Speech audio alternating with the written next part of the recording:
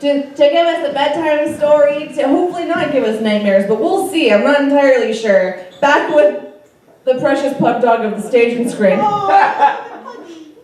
Who doesn't love a good pug?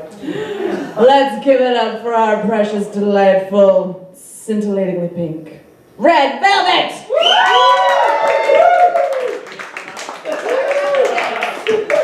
Yay, you remember stuff. Oh, Red Velvet. I thought I needed a stuffed animal, and I forgot to bring a special one just for this, so the pug got to come back. Special. Yes. But you're going to sit down here, because every good dog should sit at its master's feet. I may need that ball gag later. Yeah! Honey. Mr. Velvet. So, I was actually inspired after the election. So, we have our little story for the evening. How the Trump stole feminism. I nasty Velvet. Yes. Every her down in Herville liked feminism a lot. But the Trump, who lived just north of Herville, did not. The Trump hated feminists, the whole feminist reason. In his white male mind, women in control was treason.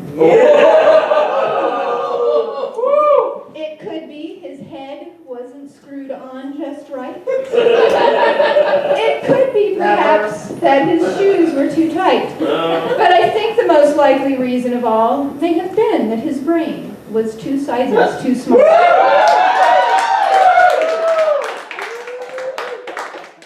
But whatever the reason, his brain or his shoes, he stood there on Inauguration Eve, hating the hers, staring down from his penthouse with a sour, Trumpy frown at the warm lighted windows below in her town. For he knew every her down in Herville below was planning a feminist march just for show. And they're wearing their pantsuits, he snarled.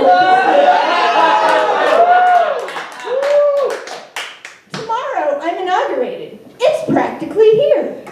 Then he growled with his orange fingers nervously drumming.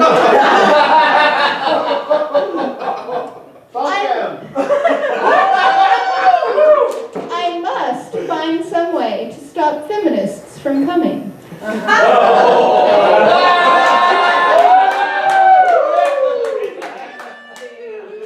Aside, all we have to do is look at him.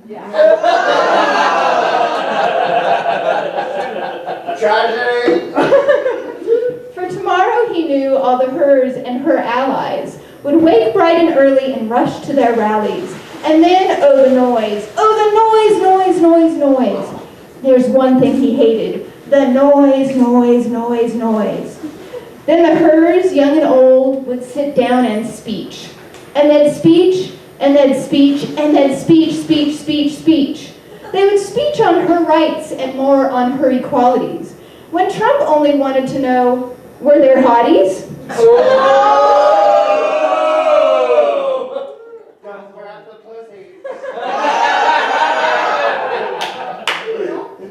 See, I should have brought my pussy. You should have. I know. Wendy knows my pussy very well.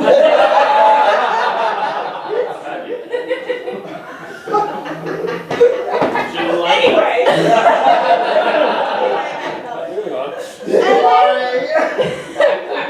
And then they'd do something he liked least of all.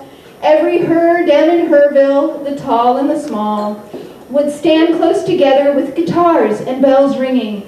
They'd stand hand in hand, and the hers would start singing. They'd sing, and they'd sing, and they'd sing, sing, sing, sing. And the more that Trump thought of this feminist thing, the more that Trump thought, I must stop this whole thing. Why, for so many years I've put up with it now. I must stop these feminists from coming. But how?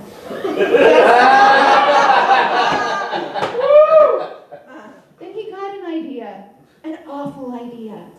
The the Trump got a bad hombre, awful idea.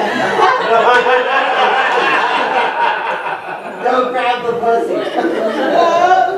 I know just what to do, the Trump laughed in his throat, and he made a quick Abe Lincoln hat and a coat. And he chuckled and clucked, what a great escapade. With a coat and this hat, I look like old Honest Abe. All I need is a horse. And Trump looked around. But since he was in a penthouse, there was none to be found. Did that stop old Trump? No, the Trump simply said. If I can't find a horse, I will make one instead. So he called VP Pence, grabbed a mop with a strut, and he tied a mop tail to the crown of Pence's butt.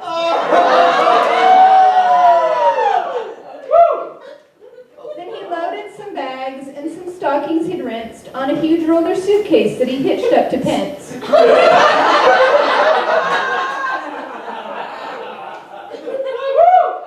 the Trump said, "Get up." The roller bags started down toward the homes where the Hers lay a snooze in her town.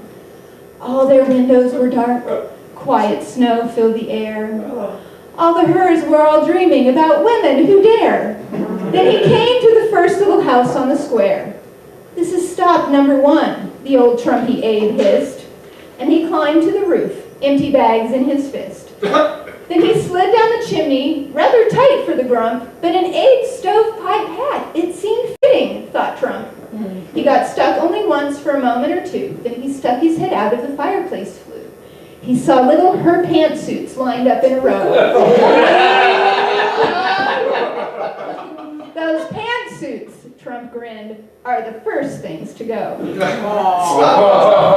Then he slithered and slunk with a smile most unpleasant around the small house, which befitted a peasant. He took everything he thought Hers found essential.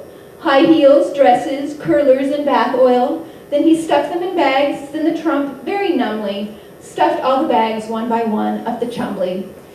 He slunk to the bathroom, he took the Hers blush. He put all the birth control in the toilet to flush.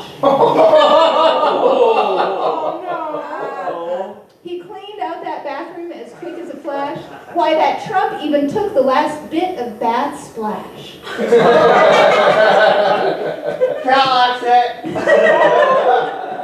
Then he stuffed all that goop up the chimney unseen, and now, grinned the Trump, I'll take the washing machine.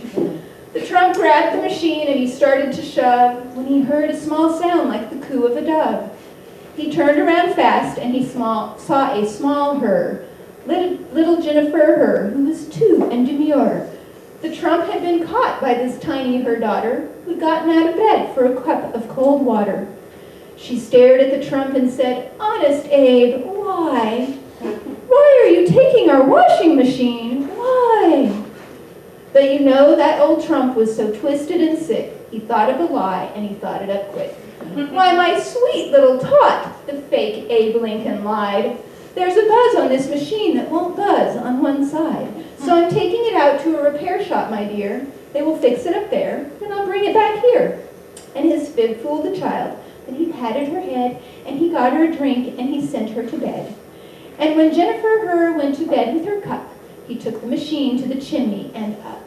Then the last thing he took was a pencil for writing. He felt they'd have nothing, and in that was delighting. The one speck of hairspray that he left in the house was a tad too tiny to style the fangs of a mouse.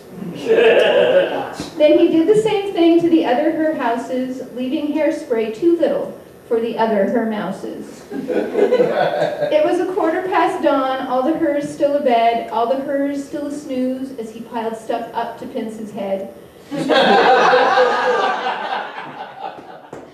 Packed the suitcase with their pantsuits, the lipstick, the hairspray, the birth control pills that the women took each day. 33 flights up on the glass elevator, he rode to his penthouse, feeling like a savior. Pooh-pooh to the Hers, he was trumpishly humming. They're finding out now that no feminists are coming. Fuck Pence. Yes, they're just waking up. I know just what they'll do. Their mouths will playing open a minute or two, then the hers down in Herville will all cry, boo-hoo. That's a noise, grinned the trump, that I simply must hear. So he paused, and the trump put a hand to his ear. And he did hear a sound rising over the snow. It started in low, then it started to grow. But the sound wasn't sad. Why, the sound was empowering. It couldn't be so. Hers should be crying and cowering. He stared down at Herville, the trump popped his eyes, then he shook. What he saw was a shocking surprise. Every her down in Herville, the tall and the small, was singing, without any pantsuits at all. He hadn't stopped feminism from coming. It came. Somehow or other, it came just the same. And the trump, with his trump hair flying to and fro, stood puzzling and puzzling. How could it be so? It came without pantsuits. It came without hairspray. It came without birth control pills hers took each day. And he puzzled 3 hours till his puzzler was sore. Then the trump thought of something he hadn't before. Maybe feminism, he thought, doesn't come from a suit. Maybe feminism, perhaps, could there be more to it? And what happened then? Well, in Herville they say that the trump's ombre balls shrunk 3 sizes that day. And the